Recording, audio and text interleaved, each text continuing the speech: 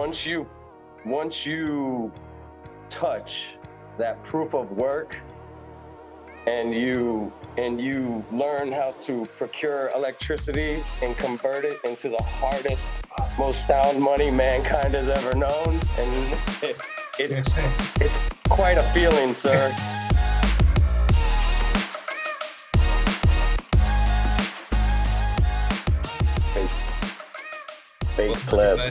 Welcome everybody to Bitcoiner's Guide. This is the show that we wish we would have had when we first started learning about Bitcoin. So we made it for you. We're here today. It's Plan Marcus, Big Sean Harris, we're your host with a special guest, Mr. Hodl Tarantula. Marcus, Tarantula, how's your trades going? Yo, I got swamped on the Kaka coins, man. Don't tell nobody. We underwater. As soon as you buy those, you're underwater. I didn't know. Short Bitcoin when you do that. Come on. I didn't know no better. Flip the trade back. Marcus, how's your trade going? What's going on? Yeah, good, man. Trying to add every day. But yeah, no trading, of course. We're just stacking, right? And just riding out this bear market, hanging out with plebs, and keeping sane in the clown world, basically. Keep insane. Well, for everyone paying attention, just a little timestamp. Today is Tuesday, March 28th. It is currently 4:41 p.m. here in sunny Madrid. I'm in Madrid right now, and it's pretty sunny outside. It's beautiful. So, enjoy this ride. It's 2023. We got a halving coming up in about a year's time from now. So we had to bring on the man, the myth, the legend, Hodl Tarantula, the guy who knows everything. Almost everything when it comes to mining.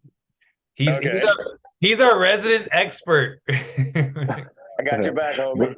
I was gonna say you gotta woe yourself with that other phrase. I don't know. The man who knows everything has not been asked all the questions, sir. That's true.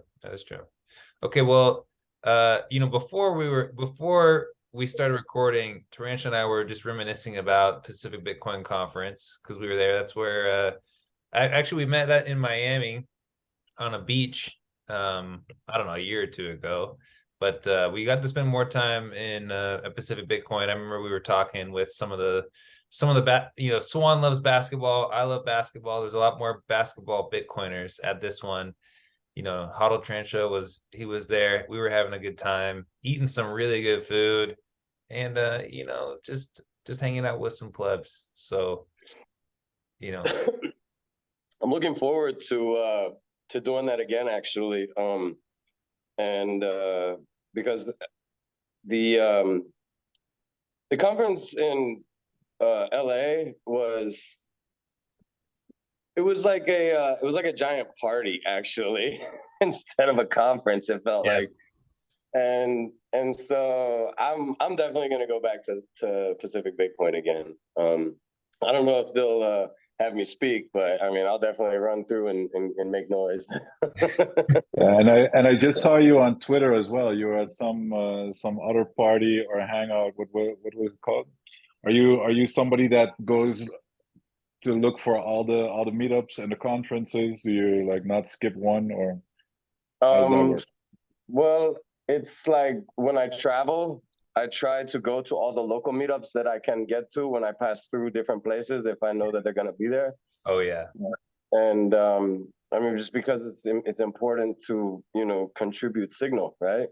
So, I mean, if I can create the time and organize myself to where it's like I'm passing through at that point, then I'm trying to hit all the meetups.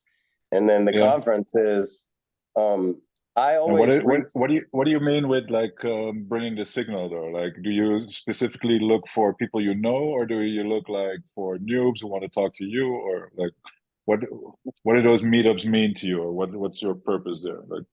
It's about being available for people that they themselves are in the beginning. They're coming on and they want to know more about the different aspects of our network, and as somebody who's been participating in the network for quite a while, I have a good, beat on, how you can participate and what things you can do to further your methods of participation in the network. And so I like to make sure that I make myself available for people in a way that, is going to be as meaningful as possible. Does that make sense? So when you're talking about participating in the network, I think, a lot of people, especially when they're new to Bitcoin, it's like you find this thing that's Bitcoin. You at first you may think, oh, it's going to go up in price, and then you see that there are people that are participating, that it's kind of like this living organism that's perpetuated by people. What advice do you give to people as they're wanting to participate? They may be new. What advice are you trying to give, from your viewpoint? Have an insatiable appetite for education and never stop with that, because our network is evolving and growing at such a breakneck pace that if you stop or you look away from the coffers of knowledge when it comes to this thing, you're going to get left in the dust. I mean, there are fundamentals that are sound that we don't compromise for anyone under any circumstances. But there are technological aspects that, as this thing grows and expands, are going to change. And so just like, different wallets and things like that. So with somebody who's new to Bitcoin, I say, don't ever become complacent with where you are education-wise. And I think that is important just for life in general, because, I mean, the moment you stop being open to new knowledge, you might as well just shoot yourself in the foot. It's period. So it's like, that would be my one. And then when it comes to like participation, I mean, open a channel on your node, build a node, download the blockchain, and then learn about how to protect your node so that you can open a port on your node and allow your actual version of the blockchain that's on your node to be broadcasted so others can download it from you. So that actually is real participation in the network. So anybody who just builds a node and downloads the blockchain, they can receive Bitcoin and verify it themselves. But unless that node has an open port that allows others to access and download the blockchain and for it to be rebroadcasted, you're actually not providing anything back to the network, which means you're not really participating. You're just using it. And so that's the thing, like with these ordinals guys, they get all excited. Oh, we're getting people to build nodes and do this and that. Yeah, but they're not actually participating in the network. Your node, unless it has a port open that can rebroadcast the actual blockchain, you're not doing anything, literally. So except for like just wasting your own data by, downloading the entirety of the blockchain, because it's kind of like, it's good for you, but it's a waste to everybody else that can't actually use your node also. So learn that if you really want to participate at that level of the network. And then, well, with mining, if somebody wants to participate in mining, I'd say, figure out why you want to participate in mining. Because if you don't have the lowest localized cost of energy available, chances are, if you're not also able to reappropriate the heat and recapture that heat, you're probably not going to be profitable. You're probably not going to end up offsetting cost of operations.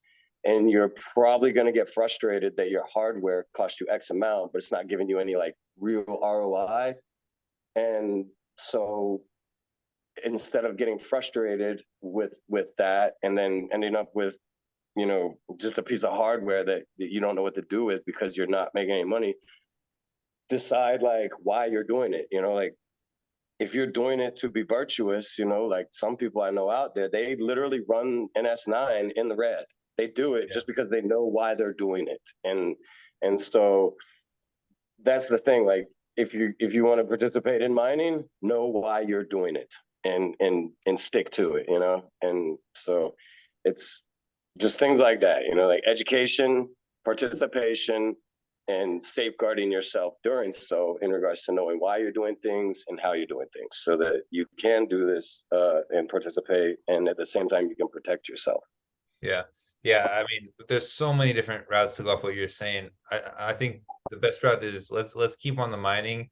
What's interesting is, you know, Marcus himself has kind of gone down this mining rabbit hole. And whenever Marcus has a good idea, he'll talk to me about it, and I'll be like, dude, this is a freaking good idea. And all of a sudden I get bullish on it too, you know? And I'm like, Oh, he just knows how to convince me. Let's just say that. And he's good. He's smart. So, you know, I want to ask you because, you know, when I first got into Bitcoin, and even years into Bitcoin, mining never really excited me. You know, what is it about mining that excites you, that gets you like it really gets you going, well, right? let me pose the question back to you, Sean. Why didn't it excite you? Yeah. Why didn't it? I think because, you know, when it comes to mining, it seems like there's a lot of complicated parts. It's not like I go buy Bitcoin, right? It's like, okay, I got to figure out how to get a miner, like an ASIC miner or whatever I want to get. I got to figure out how to get one. Number two, I got a legit source. Yeah, number two, I got to figure out like how to set up my power source in my house so it can actually, so like that it won't like short circuit, like that it will actually do all this. I have to make sure that that it's profitable, right? I got to figure out what my price per kilowatt hour is on energy.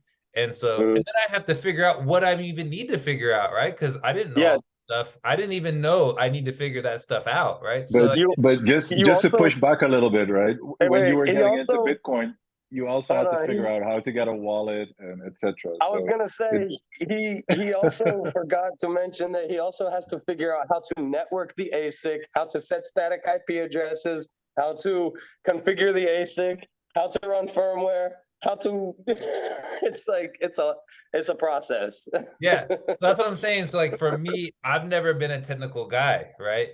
But as of lately, I've been trying, as like your first point, like never stop having that thirst for education. That's something I've been trying to do lately is get more you know, more technical. I'm a basketball player. I kind of say that sometimes for fun, but it is true. I am a basketball player, and I haven't really ever been a technical guy ever. But you give yourself more credit though. You run technical plays that you really, I mean, you give them guys the alley-oop, you know? Yeah, that is true. I do play technical way, but it's a little different than you know, when you're not used to something, you know, and it feels like a foreign language, it can seem a little overwhelming. And so I think, you know, I guess I would say, I mean, maybe to both you guys, like I see a lot of people in Bitcoin that aren't passionate about mining at all. And then I see like a very select few. There's like a group of guys and girls that are really passionate on mining. And I'm trying to figure out what is like, but it seems like you guys got something that we don't have, right? What is this thing that you have that I want to get a part of? Like, what is this thing that you got in mining that gets you so excited about it? Once you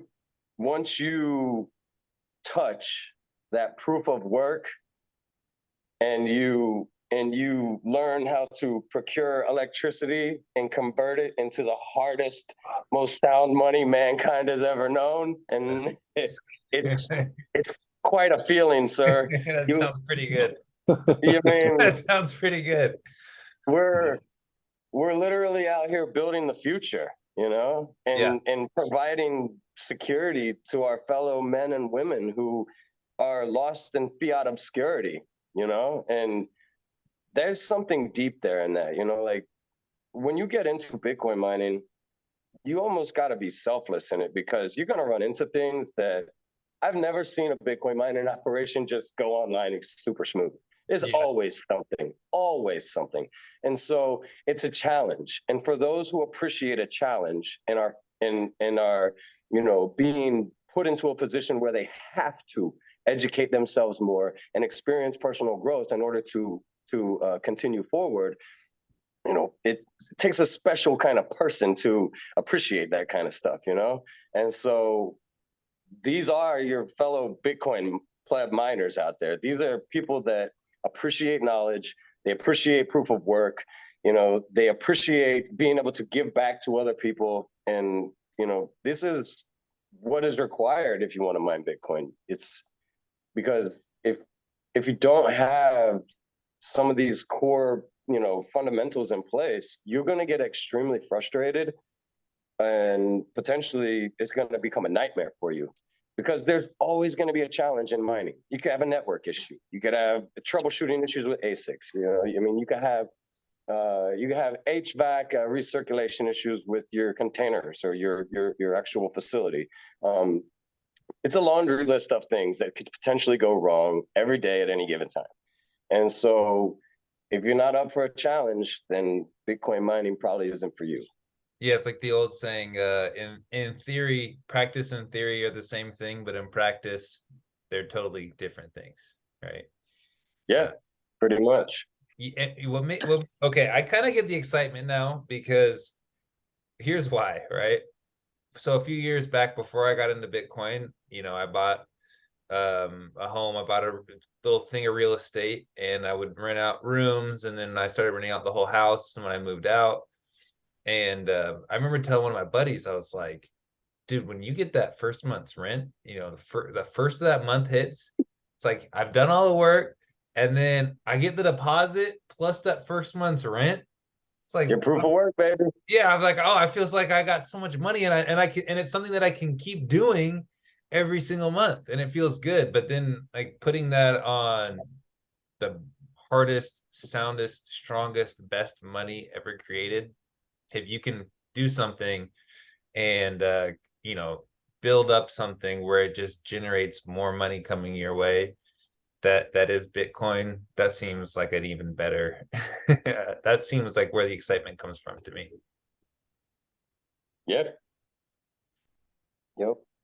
And then also, the just knowing that you're participating in something that's bigger than yourself.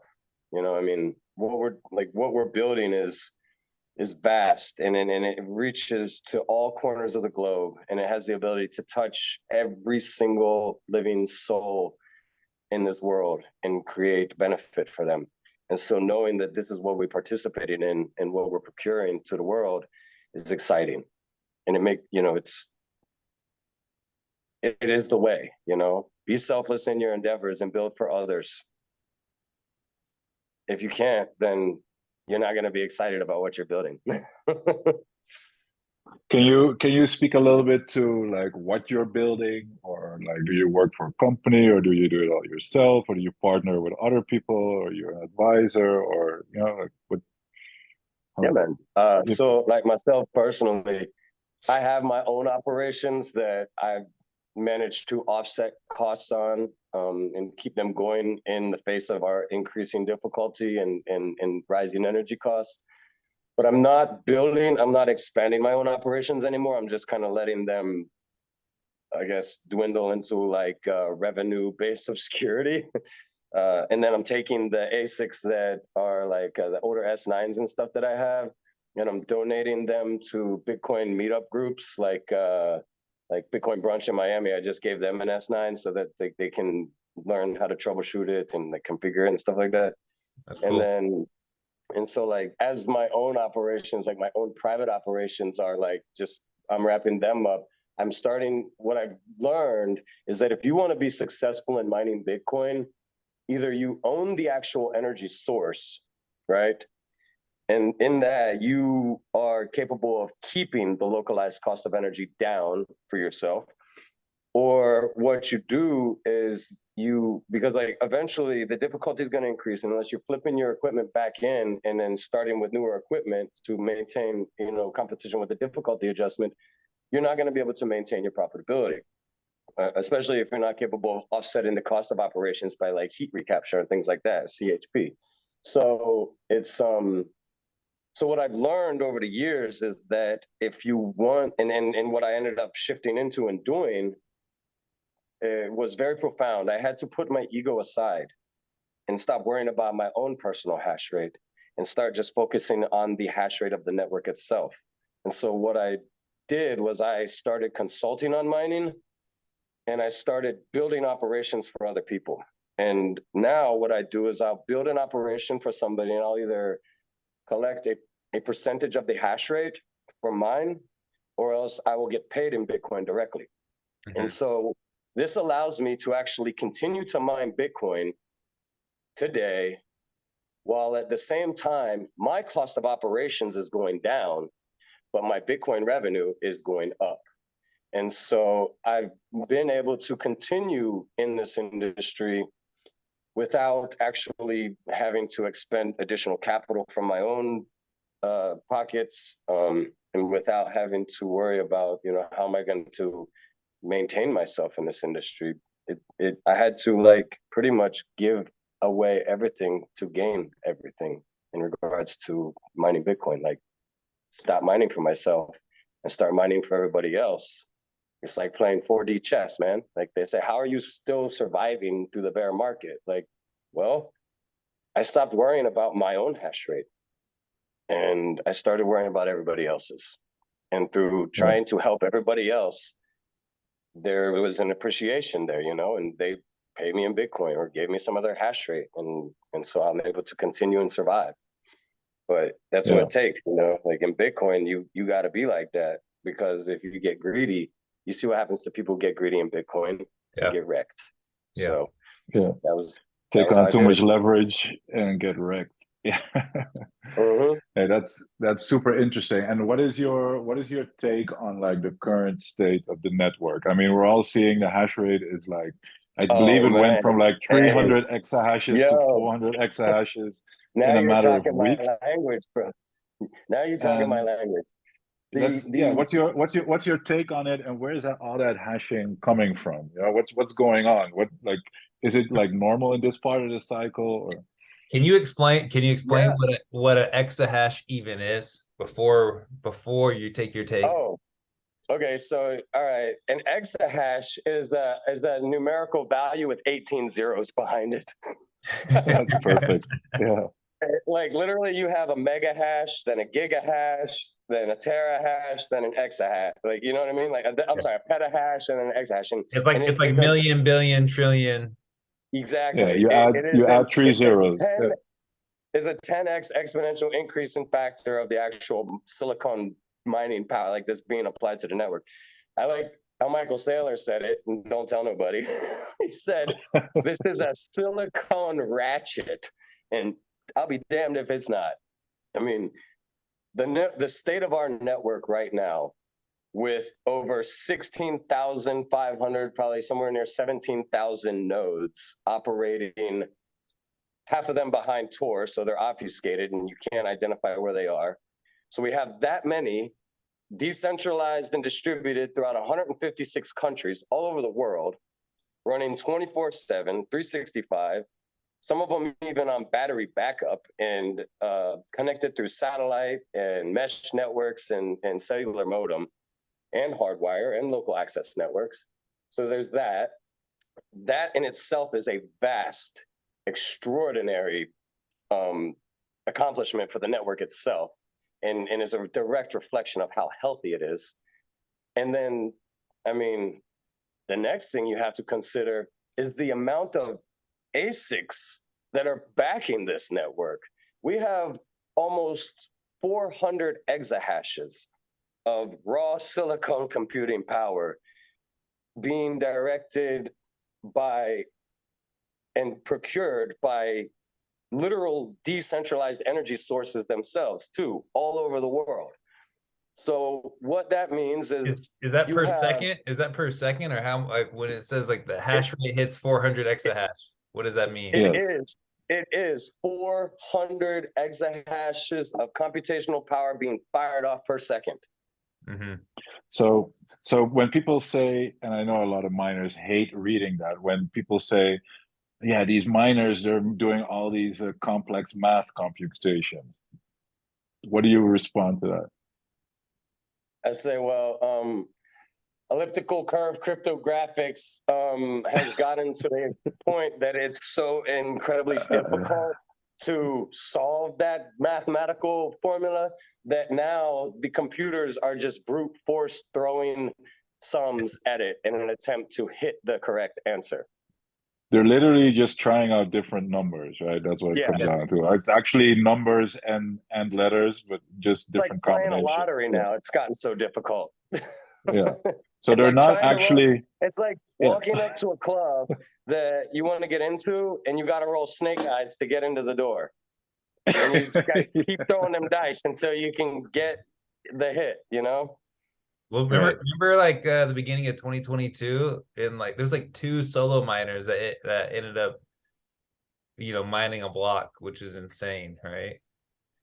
The odds are not in your favor, but it's not impossible. So, I mean, and then now the thing about this is, so we have all this computing power, and get this, one of the things that is most exquisite and amazing about it is that the actual energy that's used to supply this computing power is also decentralized in nature too. So you have individuals like myself and other people out there who are going off grid to procure energy forward, which means that even if like they decide that like Duke Energy or PG or like Owen Electric or somebody just says like, you know what, we're not going to support miners anymore, and we're going to start going out to places that we can, get harmonic feedback from and find out where they're doing this, and we're just going to cut their meter. Yeah. Well, that's not going to stop us. So it's not going to stop us. What does off-grid mining look like exactly? Is that like you're literally going to a waterfall and harnessing that energy? It could be a waterfall. It could be a forest. I mean, a tree is a battery if you know how to use it, literally. And I say that because you can actually procure sign gas through pyrolysis reactor and pump that into a generator after cleaning it from hydrogen sulfides and things, and now you can power a generator with old wood, dried out wood. And so it's like there's when energy I say everywhere, dude. Do you mean like burning dead wood? Well, yeah, exactly. And the thing is though, but how you do it determines what type of like if you can extract hydrocarbons from it or not. It's actually a really old technology. It's been around for a while. When they had fuel shortages over in Europe, they were using gasification to power motor vehicles. And so, I don't know, I just thought, like, why not repurpose this technology to a genset and run an ASIC off of it, Have you done that? Yes, I have. In fact, on my Twitter feed, if you search the gasification, like for gasification, you can see where I built my own pyrolysis reactor, and I actually got to the point where I was able to fire up a generator off of it and run it and everything. No freaking way. We have built that, yes. That's freaking dope. And then like there's other forms of off-grid energy. If you have enough space, like if you have an acre of open field, you could procure solar panels to the extent that you could run 40 kilowatts, potentially 50 kilowatts. You could find a small stream with a drop rate and a fall rate and put micro hydro turbine out there. If you can get, the proper fall rate and everything for the water to catch on the turbine. They have also abandoned natural gas wells that are literally not in a state to where they can be brought to the pipeline in order to be profitable. So what we do is we refurbish the wellhead, stimulate the wellhead, and then toss a generator on there and create a digital pipeline. And through that, we can, procure revenue off of that gas and mine Bitcoin. Yeah, this is. Have you seen like these magnets? Like they put these 2, polar magnets, and it will run. Like they'll have like this metal piece. It's just something small, right? A little small contraption. It's not, it's I like don't think no one's used it for mining or anything, but I think like maybe in the future you could use the power of magnets to just perpetually keep something in motion. right. So it's I don't like know. kind of like how they utilize in maglev trains. It the force pushes the train forward on the monorail. So like potentially you could throw that onto a disc and Yeah. create with a small electric pulse, you could create that motion. And if it is enough inertia with enough actual mass behind it, there's the potential to turn a genset head. Yeah. Yeah. Yeah, It's there's potential there, I'd say. I had to do some more research, but yeah. I don't know. Who knows, right? Like you know, Bitcoiners are closed-minded, right? That's what they yo, say. don't tell nobody that. Yeah, until it comes to mining, then we're the most open-minded. I think this really brings to thought though, like when you talk about off-grid, historically, like energy grids have like energy supply has always had to be near the demand. And Yeah. so now we're talking about stranded energy supply, and normally that doesn't travel well, but now, Mhm. now with the chance to take stranded energy supply and turn that into Bitcoin, the energy can last for thousands of years in the form of Yep. Bitcoin and can travel around the world in the form of Bitcoin. Yeah. So, Yeah. and that's where I think we have the potential to make the greatest strides forward is by utilizing these things, because all throughout history, every time there's been an increased use in energy by the entirety of the world populace, there have been great strides made forward in relation to humanity as at a whole in how we are as a society. And so it's like now we're able to access energies that were never able to be procured to markets before. And this is going to create the ability for even more innovation and movement forward as for humans. I mean, because think about where we were a couple hundred years ago versus where we now are in regards to energy consumption and all the advancements that we've made, right? And with the ability to gain access to stranded energy, I mean, we were at 160 terawatts of energy consumed as like a globe. I'm sorry, 160 terawatts of energy produced as the world population. Now we're only consuming around 60 terawatts of that at one time, really.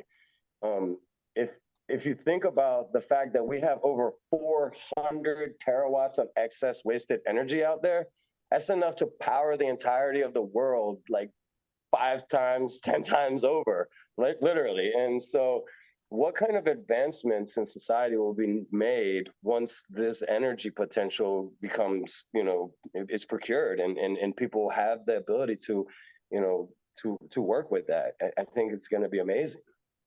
Yeah, I mean, interesting thing from Brandon Quittem, right? He wrote this article called "Bitcoin: A Pioneer Species," which that Hmm. was like the first time that really got me on mining. Before Marcus started getting in my ear about it, but one thing that he wrote was that GDP per capita is directly correlated to energy consumption per capita, and That's so legit. it's amazing. Like it's really interesting how you're putting it, right? Bitcoin is helping the world to not only understand like what energy it really is, but it's incentivizing us to tap in and harness the energy and the stranded energy that we have around the world, and in essence will progress humanity because now there's more energy being consumed and being harnessed, which is correlated back to Yep. standards of living. Yep. So how do Sure. you see that, Tarantula? Do you think, like, if we're looking like fast forward 5 to maybe 10 years, right? If you've seen how in the past 10 years Bitcoin mining has evolved from like home mining on a computer to GPU to like bigger facilities, and as you're saying now, it's really about, or it seems to be heading in the direction where energy producers themselves will become the ultimate miners, right? Because they control the cost of production.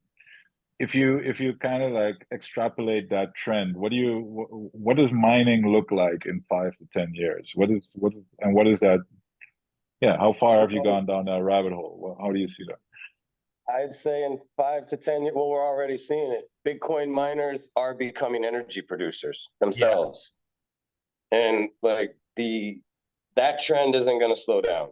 And what kind of energy will they be producing? Will that be nuclear? Will that be renewables? Will that be, what does that look well, like?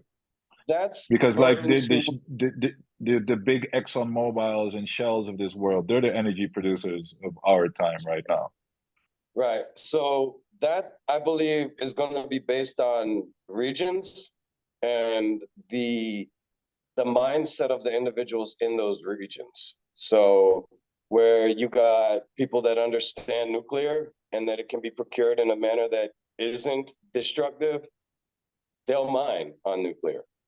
If you got people that, are in a place where they have excess natural gas and they understand that like natural gas is one of the cleanest forms of energy out there, they'll mine with that. If you got a region with a mindset that's just woke and about to go broke, they're probably going to try and mine out solar without any kind of like actual real power offset or reserve in case that it's not a sunny day. So like it just depends on the region, the mindset of the people that are there, their localized energy sources, what's available to them, because you're not going to run into the same type of available energy sources all over the world. It's not a thing. So I think that's going to be the determining factor in how it evolves, is going to be what kind of propaganda is effective on the people in that area. Right, right. What to you is like the most interesting forms of energy that are like untapped in the world right now? Well, I mean, I like hydrogen because it's the most abundant element in the universe, right? Like the entirety of the universe. And it gives us the But ability to like procure space travel and stuff like that. It's right, it's it's the fastest molecule and it's the hardest to harness. It's the most difficult to control, but it's super clean. It's super clean. And you can procure fire with it without procuring the actual end products that come from firing off, petrol products. so So just to be clear, you're talking about using electricity to split water atoms into hydrogen and oxygen, right? And when you burn hydrogen, you get water as a byproduct instead of like CO2 and CO, correct, etc. Yeah, correct. And so electrolysis of water has been something that has been around for a long time. In fact, there was a hydrogen engine built in 1806 by a French, I believe it was a French inventor, and it was functional. But the thing is that could threaten a lot of people in a lot of places that are procuring their revenue from petrol. So it's in their best interest to kind of like make that go away. And like now we're getting to the point where the entirety of the world is starting to wake up and they're understanding that this is possible. And it's not going to be I don't think it'll be a long time before people will demand a change, just because the level of education is increasing. And like for me, that energy source it is the best energy source I think that we could use outside of other renewables like hydro. I'm not a fan of solar because the production of the actual product, the panels and everything, it's so inefficient. The actual panels themselves, the half-life on them and their ability to provide what they say they can, it's just propaganda in itself. Like literally these panels fail at like 50% of their actual known half-life. The materials which they make them with is subpar. Like the actual panels themselves, they start to like get clouded by the UV activity that's on their surface area. And that lowers down the ability of the photovoltaic cells to actually convert that sunlight into energy. And so solar is something that has been touted as like a wonderful, miraculous, like alternative energy, renewable source, but it is so inefficient that I feel bad for anybody that's using it in any way that's like more than just supplemental, because it's not anything but supplemental. Like you got to have massive fields of these panels in order to procure like enough energy just for a small community. In fact, the amount of space required for the panels and the procurement of that energy source is going to be almost as big as the amount of space required for that small community. It's just not efficient at all. And so for me, it's all about efficiencies. And with that, I see hydrogen, I see hydro, and I mean, for me, that's the way to go. And then we have nuclear. Oh, nuclear, yeah, sorry. yeah. Oh, so there's one other that's up and coming. My guy Nate, and he has a partner. They're out in Hawaii. They're running genset. They're procuring electricity through the Rankine cycles of hot and cold via ocean currents, and that is something that I've been in. Say that again. Is that like a heat pump or? Yeah, it's something similar. Like, so the Rankine cycle utilizes hot and cold, and the fluidity of it, and how it moves. You know how in fluid dynamics, if you have hot and cold water, it will move around itself, and you can actually control that. And so what these guys are doing is they've figured out a way to incorporate this Rankine cycle to produce energy. And then they're doing it in a way that produces like zero byproducts except for electricity. And it utilizes the ocean itself. I think it's amazing.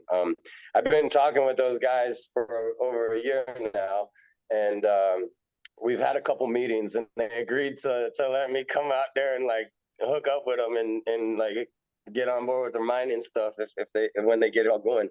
I'm really excited for that, and I hope that that'll be sooner than later. But it's a massive project in regards to capital, because the equipment to produce this Rankine cycle is pretty expensive. So once that all is up and running, though, that's going to be a pretty interesting energy source, I think.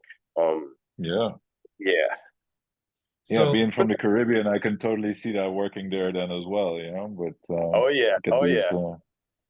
all these islands, they're all mass importers of oil and gas, and they burn their to power these big generators to power the entire island, which is not very sustainable either. Right. Cool. Right. Sean, you had a question. Sorry, go ahead. Yeah, so I mean, this is like a multifaceted question, right? Tarantula, before, we spoke the other day, and one thing that we mentioned that we were talking about was like the idea of nowadays, most like the general public, if I go out and say, talk to 100 random strangers on the street, 99 of them will agree with me if I say, hey, we should lower our energy consumption, right? I mean, because they don't understand it. And I was telling you, I was like, imagine my weights trainer coming to me and being like, hey, we've been working out hard, but to get to this next level of athleticism that you need to get to, you got to lower your energy output to get there. Like, we're going to work out less in the gym. We're going to, like, imagine if my weights trainer told me that. Like, it makes no sense, Dude, And so that was a great conversation we had. Literally, dude, you have another end to that question. I want to address that part. I asked people, do you want to go back and live in the Stone Age? Do you want to have to walk through your house with a candle? Do you want to be, asking your children, to go and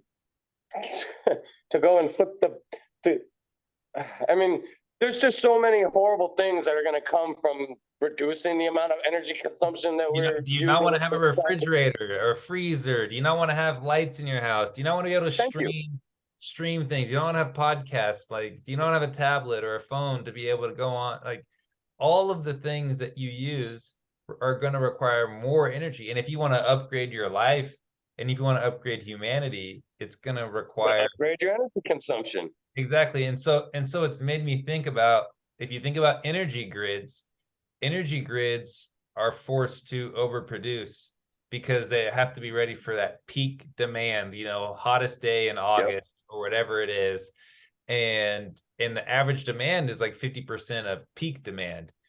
And so it's making me think, like, you know, has the world, I haven't studied a ton about this, but I've studied a little bit, but has the world ever seen something like Bitcoin where we're to this point where, you know, okay, we have our Shells and our Exxons, which we think, okay, these people are going to focus on how to upgrade our energy. But have we ever seen something like Bitcoin where now everyone is incentivized to find a way to produce and harness more energy, and like what those implications could mean in the future, that everyone is searching for better energy? Like or do you think that that's going to produce, and I know it's kind of a loaded question because obviously I think yes, but it's like, how do you think it can produce, you know, these new and like innovative ways? It's gonna, I was just gonna say, it's gonna spark new innovations, because we now have the ability to directly finance innovation in the face of the people who would be the ones to cut the bank accounts of those innovators, because their innovation might directly conflict with a revenue source that the bank is invested in. Yeah. So not only now do with Bitcoin, because the world's never seen anything like Bitcoin, where there's a direct peer-to-peer digital currency that, you know, no third party can intervene in. How many great minds out there have come up with energy sources, or, you know, just other ideas in general that would have benefited mankind as a whole, but were stifled and silenced because their innovations directly conflicted with institutional investments. And what happens is those institutions go and buy up those innovators and their minds, and then they hide them away in obscurity. They put them in the filing cabinet and shut it up. But that's literally what they do, right? They buy that. What do you call the IP? The intellectual property. Yeah, they buy it and then they shelf it until they're done extracting every little bit of wealth that they can with the current technology from the populace. And then once they find out that they've wrung everybody dry with that, then they'll implement the new stuff.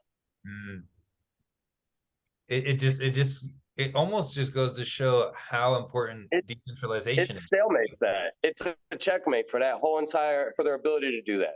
Yeah, it's going to produce amazing innovation over the next decade, I think.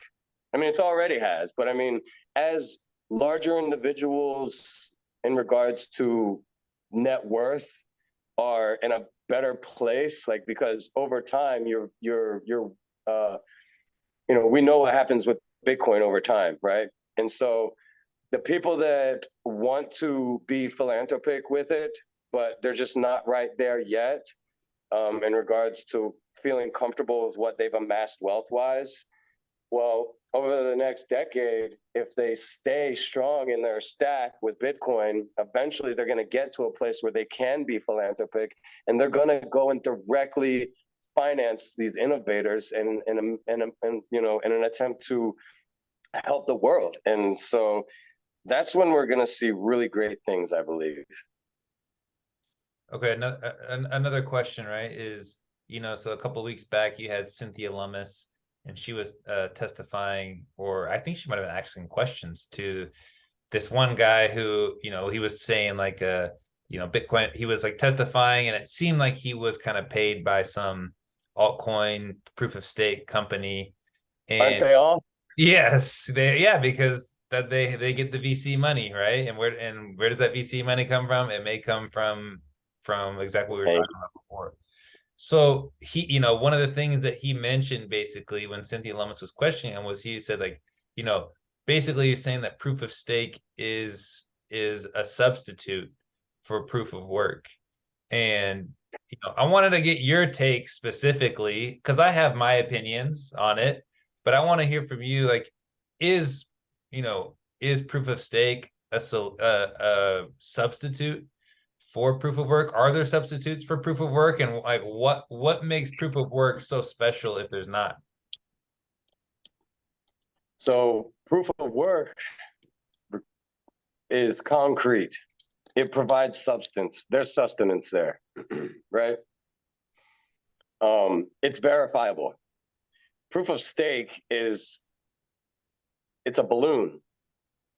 There's nothing inside. It's just a farce when it comes to being a substitute for proof of work. There's absolutely nothing of any integral. There's no integrity going into that. So basically, you're relying on a group of gatekeepers to provide you back your value. Whereas in proof of work, you hold your value and it is protected by a security mechanism that is directly provided through that proof of work. And so the correlation there between the two is a non-thing. There is no substitute for proof of work. And anybody that tries to say that proof of stake is a close substitute or in any way, shape, or form is that, I'd ask them what they're smoking and where they got it from, because man, if it makes you that dumb, run away. I mean, that is just the most ridiculous thing I have ever heard. Like, there is no substitute for proof of work. I mean, when I get up in the morning, I mean, I can get up in the morning and go literally build a Bitcoin mining operation, or I could lay in my bed and think about building a Bitcoin mining operation. One is proof of work. The other is proof of stake. Like, I mean, whereas like I might lay in bed and ask somebody else to go build my Bitcoin mining operation, like it's a fundamental difference there. I mean, one is smoke and mirrors and gate kept, and the other is integrity and substance, and honor, period. Yeah. Marcus, it seemed like you were about to say something. Yeah, I was. I'm having a little bit of internet difficulties here. For some reason, it's I'm getting cut out here and there. But if I'm still there, yeah, I hear you. And we're talking about proof of stake versus proof of work, I think you said it correctly. It's verifiable and it's concrete. And I guess what it all comes down to is that people that some kind of how believe in proof of stake, they are trusting, and that's what they don't understand. Yeah, it works as long as there's trust, but that's the whole point of Bitcoin. You don't want to have to trust anybody because history has time and time shown again and again that people given that power cannot be trusted, right? But yeah, like it is interesting, right? Because I think for people who are still a little bit confused about the difference between proof of work and why proof of stake wouldn't be able to work, because it's not like a couple of Coinbase. we're talking about like an entire population. I mean, just look at the sheer volume of all these coins and users and their community, and they're really not all stupid. I in a sense, I do want to say they are stupid, but they're missing something, right? Like, what is it that, or why is it that they're not seeing this? To me, it comes down to the fact that they're still trusting institutions.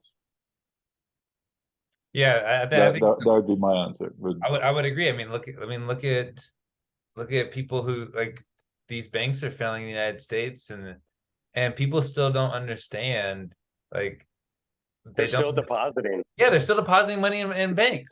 It's like you had 3 banks fail like 3 weeks ago, and they're still like, no, I'm just gonna put my money in the bank and it'll be okay. My direct deposit's still here. Like, yeah, are you kidding me? Until it happened, until like your bank goes bankrupt and you lose your money, or your government, decides to print your money into hyperinflation, or until you get rug pulled by your government or your bank, then most people don't learn the lesson, and they Yeah. just continue to trust. And part of it, I think, is, you know, us as humans, we want convenience, and having to self-custody our own money that's, you know, that's not convenience. Hey, personal responsibility is the new counterculture, and man, I'll tell you what, with sovereignty and freedom comes a lot of personal responsibility. And Yeah. the thing is we're living in a cuckold world where everybody is just being coddled by the governments, their local governments, and it's literally created a situation where people are no longer personally responsible for themselves. They are literally just passing the buck. And that brings me to something that I am a firm believer in regards to every single person in this entire world and all throughout history. It has been like this. It is easy for somebody to point the finger at another, but it's very difficult for an individual to confront themselves. And so what we're seeing throughout all of this in this fiat world, this proof of stake, this nanny state world that we're living in, is people have lost their ability and drive to maintain sovereignty, freedom, and their personal responsibility level has declined to the point where now they are all just literally standing around waiting to be told what to do versus actually living their lives and going out there and doing what they know needs to be done themselves in order to be successful or to protect themselves or to maintain their sovereignty with finance or whatever it may be.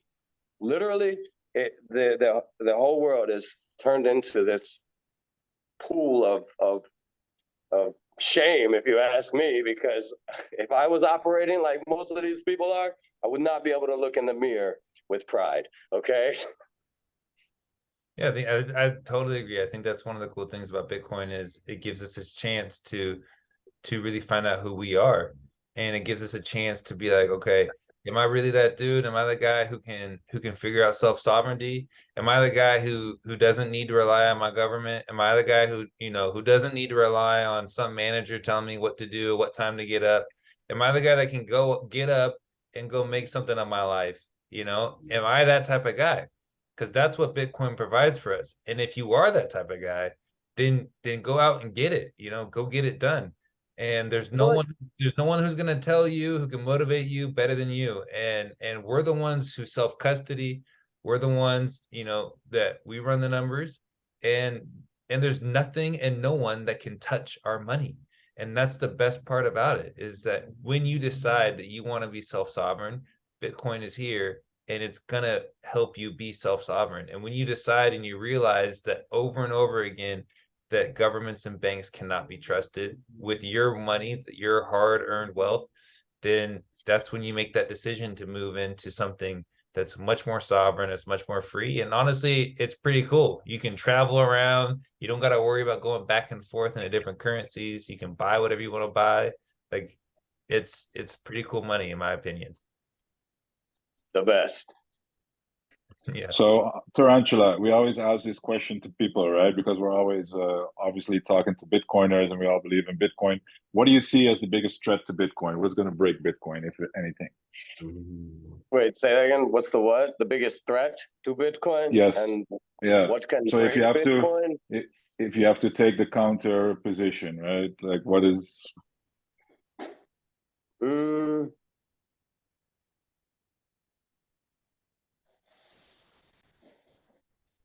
People themselves, I would say, like, are almost Bitcoin's biggest threat. Like, people's inability to believe in themselves.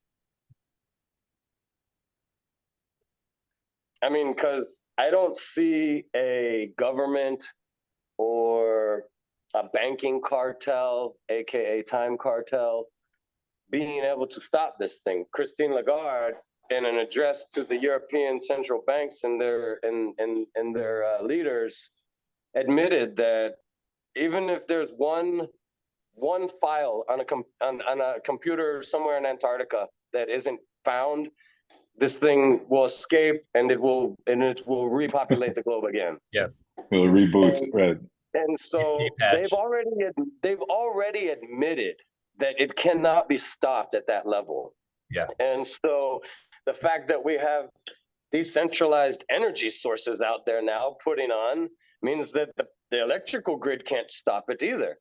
And the fact that we got nodes running behind Tor and like more operations like out in the middle of the forest, like into the nothingness, like literally, it's not what can stop it. It's just what I think is, are people going to maintain belief in themselves to the extent that, you know, they're willing to move forward and educate themselves and grow it? Or are they going to just get to a point where they get complacent and then, you know, with complacency comes obscurity and loss, you know? So like, I would say the biggest threat to Bitcoin itself is its own people becoming complacent.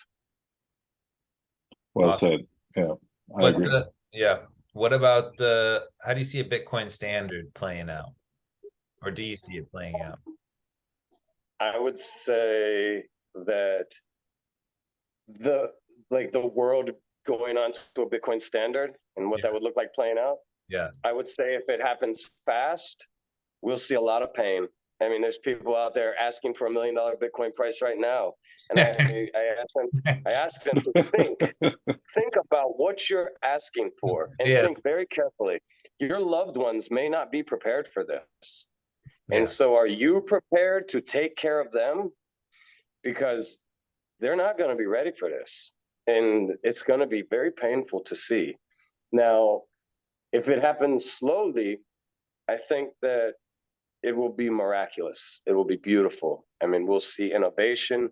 We'll see, I mean, we're already going to see innovation in the other way, but I mean, there's going to be pain with it. But if it happens gradually over time versus very suddenly, there's going to be less pain because there's going to be opportunity for individuals to educate themselves in the transition. There's going to be almost like an awakening, you know, at a conscious level. And I think that there's a lot to be said for that, you know, but I think that if it happens really fast, there's not going to be time for people to become awoken consciously as to why they're doing this and what's going on. It's just going to be thrust on them, and it's going to be frightening, and it's going to create pain. So, I mean, I'm hoping for a Bitcoin standard, but I'm hoping that it happens, you know, in a gradual manner that doesn't hurt too many people. Definitely. Okay, last question, man. Last question before we gotta leave, and it's been a lot of fun with you today.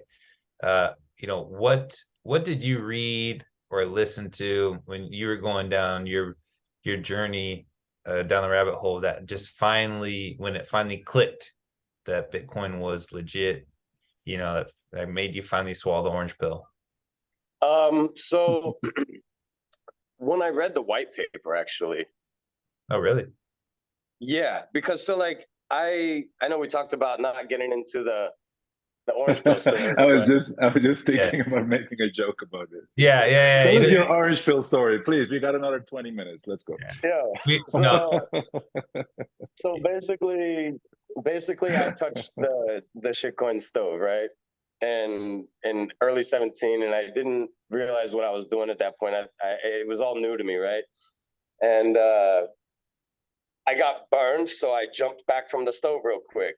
And after like taking a 20-30% hit, I had to regroup and like figure out what the heck just happened here, you know? Like why did everything just take a crash, you know? And then I looked and I was like kind of like reviewing all the different scenarios that were going on and like where I was going to do things. And I noticed that every single one of these Kaka coin exchanges wanted just Bitcoin. They didn't want a credit card number or a checking account or a routing number, nothing. All they wanted was Bitcoin every time. And I saw that there was a pattern there. Like, this is a common denominator here. Why? Why do they only want that and nothing else? And so I went on to, DARPA's main, website, Google, and I said, what is Bitcoin? Why? And I found bitcointalk.org, and I came to see that, the white paper, and I was like, I never conceived of money without a bank before.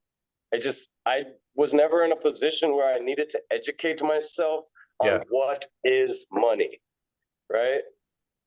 And so I found these answers, and I found myself questioning it. Like, what is this? Like, and so that's when it like clicked for me. Like when I was like, I don't need a bank. What? Like, okay. So then I realized like I'm actually using this Bitcoin, and like what I was doing, like I didn't understand at first, like what it was and what I was doing with it.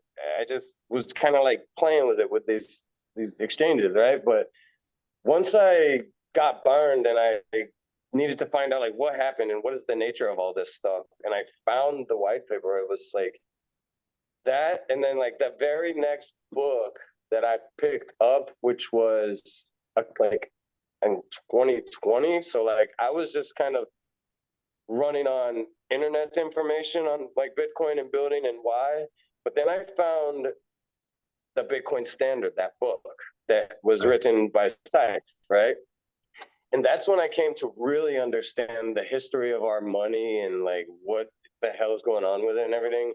And then I read The Creature from Jekyll Island, right? And I was furious. Like that book, The Creature from Jekyll Island, like literally had brought me almost to tears with sheer anger.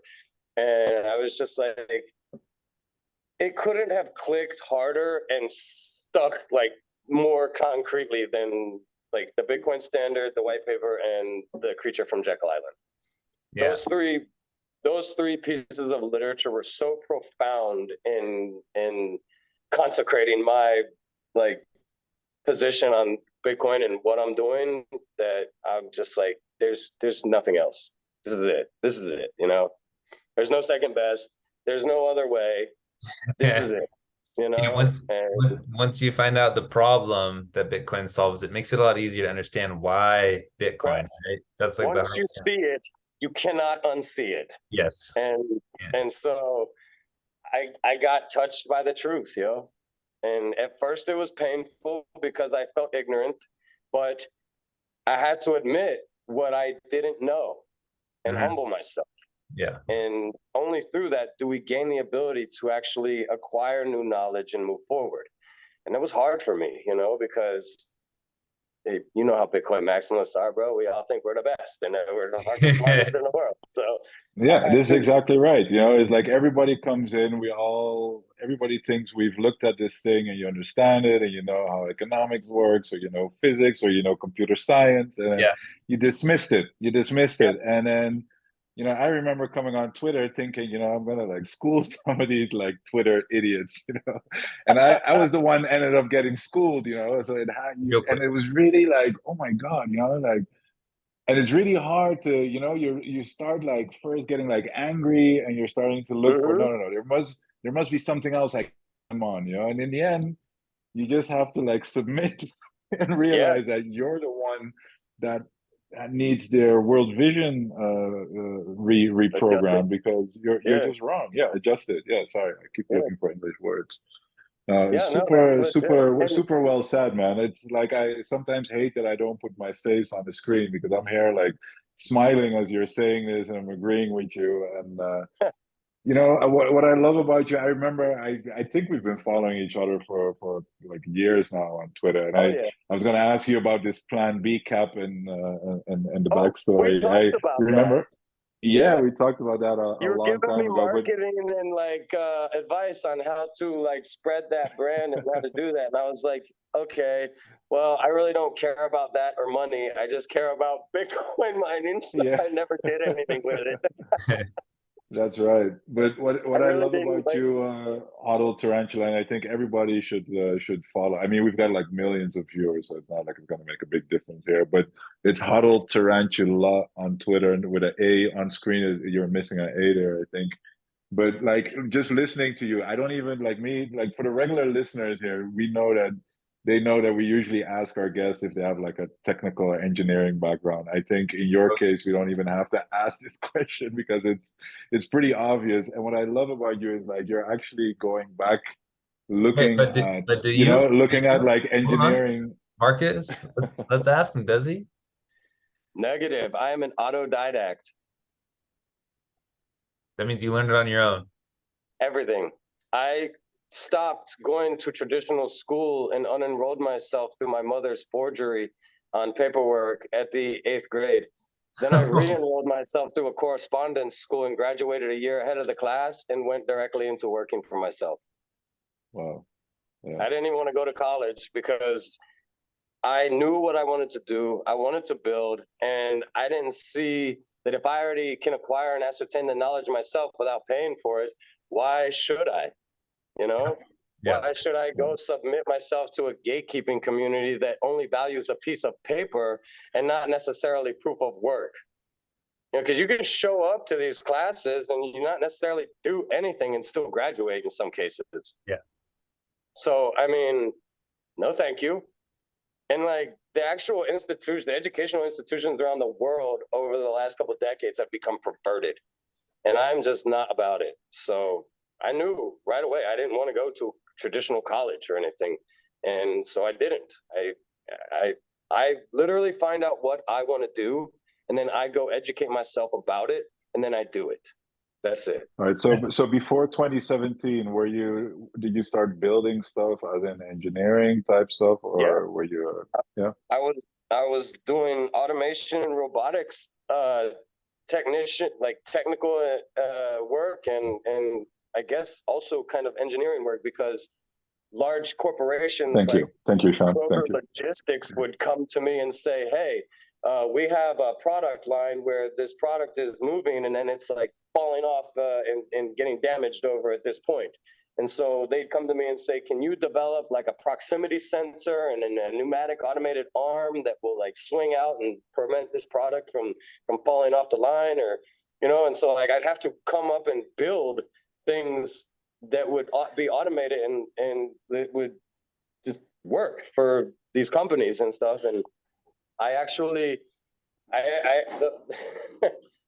the way I got hired into that was I literally told them that I need to prove.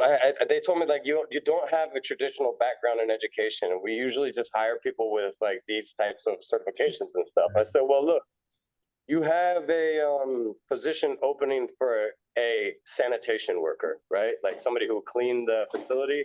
Yeah. And so what I did was I said, why don't you take a risk and hire me there? And then within a year, I learned all their equipment and everything.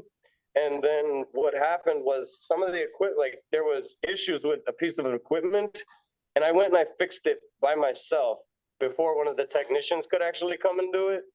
And they showed up and they're like, what happened here? Like, how is this functional now? We just got a call on the radio that this equipment is broken and now it's fixed. I was like, well, I fixed it. They're like, what? I say, yeah, remember I applied here and I wanted to be hired in like as a robotics automation tech, but you said I didn't have like what you needed on the resume. I said, well, here's proof of work. And they gave me a promotion. You did not actually say proof of work at that time, though. No, I didn't. I was like, here's proof that I know what I'm doing. You know, I said that. The proof is in the pudding. You probably said something like that. The proof is in the pudding. I mean, I just said, look, I told you I could prove to you that I know how to do this if you give me a chance, and I didn't see any opportunity for me to do that unless I was working here on the floor in some capacity. And so I took a job as a janitor so that I could so that I could be close to the machinery, and when it failed, that's such a great story, man. There's my chance to fix it, you know, and I did. And so anytime there was a new innovation in our field or something different, I just jumped on the opportunity to go learn it. And and I progressed, and then eventually I became the highest paid technician in the entire facility. And I had it was a 980,000 square foot automation and logistics facility that it was their #2 flagship distribution center in the country. And I was able to get it to where we could run the entirety of the facility with just myself and 2 other people overseeing all of the automation and robotics.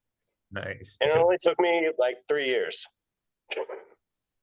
That's an amazing story, dude, and I love it. And Sean, I'm sorry to say, but it proves my point again. People who understand components and how things work together, they understand Bitcoin first. And once you see how Bitcoin clicks and works and what the moving parts are, then it just works. And it cannot be pulled. It cannot be. You can change the code, but then you're basically forking it. All that kind of stuff. If you just understand how it works, you realize that this thing is legit, and you don't have to trust anybody into believing it, because everything is right there and verifiable.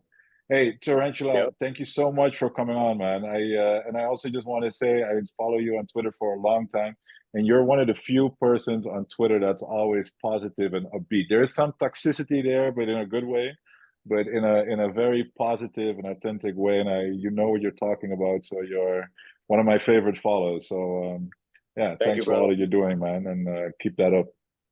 Bro, Appreciate I've you, been man. down, and I tell you, when you're down and you ain't got nothing left, it don't benefit you none to be negative.